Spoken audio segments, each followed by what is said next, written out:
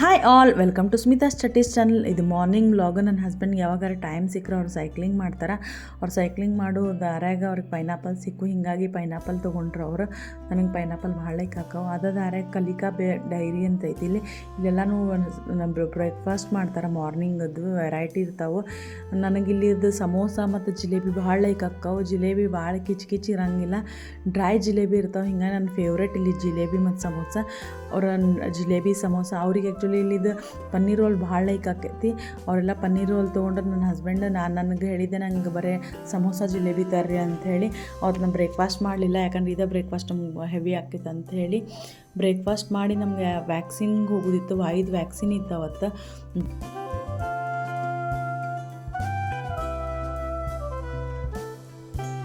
Voile ವ್ಯಾಕ್ಸಿನಿಗೆ ಕರ್ಕೊಂಡು ಹೊಂಟೇನಿ. ಅವತ್ತು ಮಳೆ ಇತ್ತು, ಒಂಚೂರು ಮಳೆ ಇತ್ತು ಅಂದ್ಕೂಳೆ ನಾನು ಅವ್ಗೆ ಫುಲ್ ಸ್ಲೀವ್ಸ್ ಡ್ರೆಸ್ ಹಾಕಿದ್ದೆ.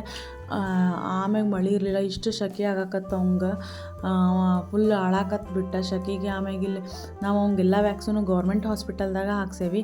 ಇಲ್ಲಿ ಬಂದ್ರೆ 1 ತಾಸು ಮಿನಿಮಮ್ ಕುಂದ್ರಬೇಕಾ. ಪಾಳಿ ಕೈ ಮ್ಯಾಗ ನಂಬರ್ ಬರೀತಾರೆ, ನಂಬರ್ ಪ್ರಕಾರ ನಾವು ಕುಂದ್ರಬೇಕು, ನಂಬರ್ ಪ್ರಕಾರನ ಬಿಡ್ತಾರೆ ಇವರು. ಅವತ್ತಂದ್ರೂ ಇಷ್ಟು ಲೇಟ್ ಆಯ್ತು, 2 ತಾಸು ಆಯ್ತು ನಮಗಿಲ್ಲೇ ಇಲ್ಲಿಂದ ವಾಪಸ್ ಮನೆಗೆ ಹೋಗಾಕ. ವಾಯುವರ ಫುಲ್ ಬೇಸರಾಗ್ಬಿಟ್ಟಿತ್ತು ಅವಂಗೆ.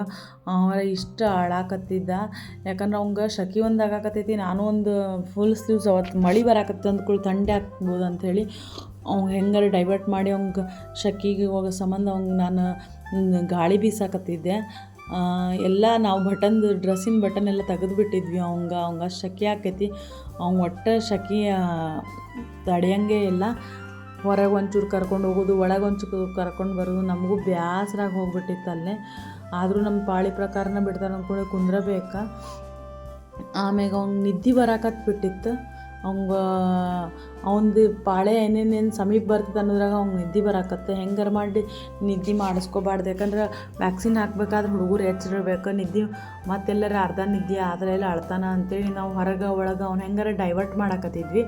ಅಂದರೂ ಅವ್ನಿಗೆ ಫೈನಲಿ ಅವ ತಡ್ಕೊಲಿಲ್ಲ, ಅವ್ನು ಮಲ್ಕೊಂಡು ಬಿಟ್ಟ. ಮತ್ತು ನಮ್ಮ ಮನೆಯವ್ರಂದ್ರೆ ಅಲ್ಲಿ ಟೇಬಲ್ ಮ್ಯಾಗ ಹೋದಾಗ ಎಬ್ಸಿದ್ರೆ ಹಾಕ್ಬಿಡು ಅಂತಂದ್ರೆ, ಹೀಗಾಗಿ ಅವ ನೋಡ್ರಿ ಹೆಂಗೆ ಮಲ್ಕೊಂಡಾನ.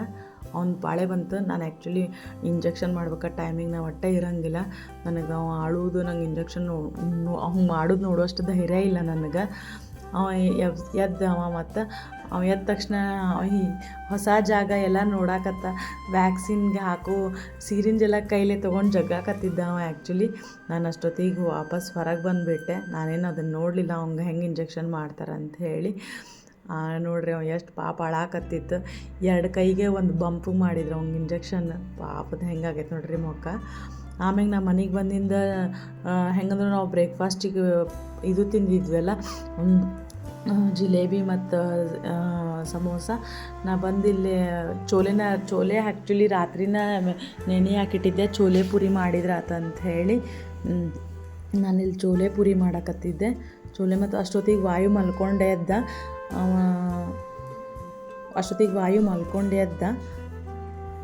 ಎಷ್ಟು ಫ್ರೆಶ್ ಆದ. ಈ ಸಲ ಆ್ಯಕ್ಚುಲಿ ಅಷ್ಟು ಅಳ್ಳಿಲ್ಲ, ಅಷ್ಟು ಪೇನ್ ಇರಲಿಲ್ಲ ಏನು.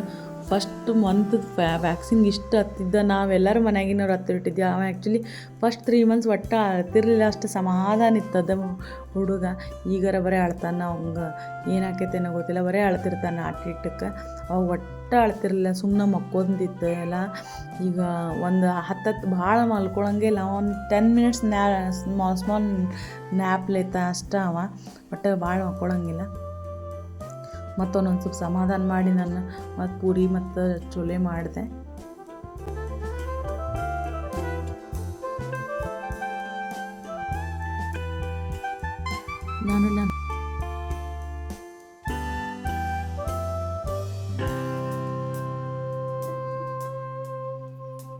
ನಮ್ಮ ಮನೆ ಇದ್ರಿಗಿನ ಅಂಕಲ್ ಆ್ಯಕ್ಚುಲಿ ಅವತ್ತು 4 ಧಾಮ ಯಾತ್ರೆಗೆ ಹೊಂಟಿದ್ರು. ಮಧ್ಯಾಹ್ನ ಆಗಿತ್ತು ಅವ್ರದ್ದು ಟ್ರೈನ್. ಮಧ್ಯಾಹ್ನ ಇತ್ತು ಅಂದ್ಕೂಳೆ ಅವ್ರು ನಾವೇನು ಮಲ್ಕೊಂಡೇವೇನಂತೇಳಿ ಎಬ್ಬಿಸ್ಲಿಲ್ಲ. ನನ್ನ ಫ್ರೆಂಡ್ ಫೋನ್ ಮಾಡಿದ್ಲು, ಹಿಂಗೆ ಅಂಕಲ್ ಆಂಟಿ ಹೊಂಟಾರ ಅಂದ್ಕೂಳೆ. ಮತ್ತು ನಾನು ಅವ್ರಿಗೆ ಹೇಳಿದೆ, ನಾನು ಮಕ್ಕೊಂಡಿಲ್ಲ ತಡಿ ನಾ ಬರ್ತೇನೆ ಅಂಥೇಳಿ ಅಂತ. ಅವ್ರು ಕ್ಯಾಬಿಗೆ ನಿನ್ಸಿದ್ರೆ ನಾವು ಬರುತ್ತಾನ. ಮತ್ತು ಅವ್ರಿಗೆ ಅವ್ರಿಗೆ ಹ್ಯಾಪಿ ಜರ್ನಿ ಅಂತ ಹೇಳಿ ನಮಸ್ಕಾರ ಮಾಡಿದೆ ಅವ್ರಿಗೆ. ಆ್ಯಕ್ಚುಲಿ ಚಾರ್ಧಾಮ ಯಾತ್ರೆಗೆ ಹೊಂಟಾರ ಅಂದ್ಕೂಳೆ ಅವ್ರದ್ದು ನಮಸ್ಕಾರ ಮಾಡಿ ಅವರಿಗೆ ವಾಯುನೂ ತೋರಿಸಿದ್ವಿ. ಅವ್ರು ವಾಯುನೂ ಭಾಳ ಜೀವ ಅದಾರ. ನಾ ಅವ್ರಿಗೆ ಯಾವಾಗೂ ಕಾಡಿಸ್ತಿರ್ತೇನೆ, ನೀವು ಹೊಂಟು ಇವ್ನು ಕರ್ಕೊಂಡು ಹೋಗ್ರಿ, ಮತ್ತು ಇವ ಹೆಂಗೆ ಬೇಸರ ಆಕೈತಿ. ಅವ್ರ ಮನ್ಯಾಗ ಇರ್ತಾನೆ. ಈ ಅಂಕಲ್ ವಾಯುನ ಭಾಳ ಸಂಭಾಳಿಸ್ತಾರೆ. ವಾಯು ಒಂದು 2 ತಾಸು ಅವ್ರ ಮನ್ಯಾಗ ಇರ್ತಾನೆ. ಆ ಅಂಕಲ್ ಕರ್ಕೊಂಡು ಹೋದ್ರೆ ಫುಲ್ ಅವ್ಗೆ ಬೇಸರ ಆಕೈತೆ ಅಂತ ಹೇಳಾಕತ್ತಿದ್ದೆ. ನಾನು ನೀನು ಕರ್ಕೊಂಡು ಹೋಗ್ರಿ ಅಂತೇಳಿ ಅಂಕಲಿಗೆ ಕಾಡ್ಸಾಕತ್ತಿದ್ದೆ.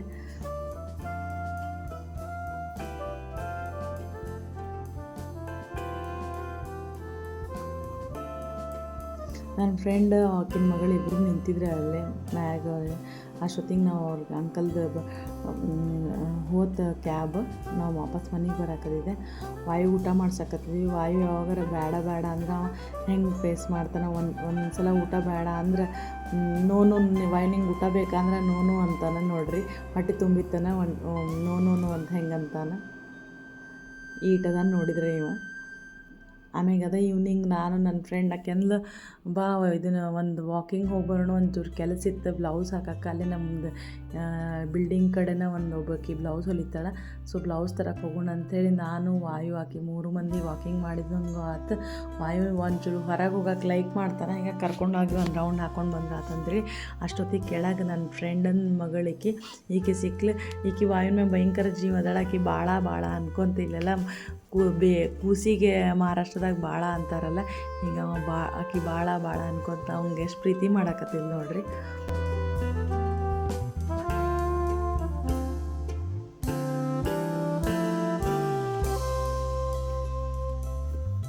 ಆಮ್ಯಾಗ ನಮ್ಮ ಮನೆಗೆ ಬಂದೆ. ಈಕಿ ಇಬ್ಬರು ಫ್ರೆಂಡ್ಸ್ ಸೇರಿ ಎಲ್ಲೇ ಹೊರಗೆ ಹೊಂಟಿದ್ರು. ಆ್ಯಕ್ಟಿವ್ ಮ್ಯಾಗ ಇವ್ನು ಕರ್ಕೊಂಡು ಹೋಗು ನಾನು ಅಂದರೆ ಹೋಗಿ ಕರ್ಕೊಂಡು ಹೋಗ್ರಿ ಅಂದ್ಕೊಳ್ಳಿ ಅವರಿಬ್ಬರು ಕರ್ಕೊಂಡೋಗಿ ವಾಪಸ್ ಮನೆಗೆ ಕರ್ಕೊಂಡು ಬಂದರು. ಅದು ನೆಕ್ಸ್ಟ್ ಡೇ ಆಫ್ಟರ್ನೂನ್ ಇದು ಒಂಚೂರು ಒಟ್ಟು ರೈಸ್ ಲೈಕ್ ಆಗಂಗಿಲ್ಲ ತಿನ್ನಕ್ಕೆ. ನಾನು ಅವ್ನಿಗೆ ಫೋರ್ಸ್ ಮಾಡ್ತೀನಿ ಒಂದು ಸಲ ಅಟ್ಲೀಸ್ಟ್ ರೈಸ್ ತಿನ್ನು ಅಂತೇಳಿ. ಅವ್ನು ಬರೀ ಚಪಾತಿ ಸಬ್ಜಿಲಾರೆ ಬರೀ ಪರಾಟ ಬೇಕು. ಅವ ಒಟ್ಟು ರೈಸ್ ತನ್ನ ಕೈಲೇ ತಿನ್ನಂಗಿಲ್ಲ ಅಂದ್ಕೊಳ್ಳಿ ನಾನು ತಿನ್ಸಕತ್ತಿದ್ದೆ ಅವ್ನಿಗೆ ರೈಸ್. ಆಮೇಲೆ ಈವ್ನಿಂಗ್ ಆದಮೇಲೆ ದೇವ್ರ ಮುಂದೆ ದೀಪ ಹಚ್ಚಿದೆ.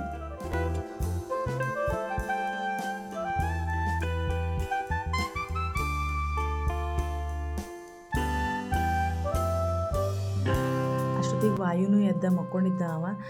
ಅವ್ನಿಗೇನಾರ ನಾವು ಅಡುಗೆ ಮನೆಗೆ ಕರ್ಕೊಂಬಂದ ತಕ್ಷಣ ಅವ್ನು ದೇವ್ರ ಮನೆ ಯಾವಾಗೂ ನೋಡ್ಕೊತಿರ್ತಾನೆ. ಅವಂಗೂ ನಾವು ಹೇಳ್ತೇವೆ ನಮಸ್ಕಾರ ಮಾಡ ಅಂತ ಹೇಳಿ. ಅವಂಗೆ ದೇವ್ರ ಮನೆಯಾಗ ಏನು ಅಟ್ರಾಕ್ಷನ್ ಆಕೈತೆ ಗೊತ್ತಿಲ್ಲ, ಬಟ್ ಅವ ದೇವ್ರ ಮನೆ ನೋಡ್ಕೊತಾನೆ ಇರ್ತಾನೆ. ಅವ್ನು ಒಬ್ಬಂಗ ಕುಂದಿಸಿ ಆಡಿಸು ಪ್ರಾಕ್ಟೀಸ್ ಮಾಡ್ತಿರ್ತೀವಿ. ನಮ್ಮ ತಂಗಿ ಭಾಳ ದಿನ ಇನ್ನೇನು ಇರೋಂಗಿಲ್ಲ. ಅವ್ನಿಗೆ ಒಟ್ಟು ಯಾರೊಬ್ರು ಬೇಕು ಆಟ ಆಡ್ಬೇಕಾದ್ರೆ ಅವ್ನು ಒಬ್ಬನ ಕೂತ್ಕೊಂಡು ಆಟನ ಆಡೋಂಗಿಲ್ಲ, ಬರೀ ಅಳ್ತಾನೆ.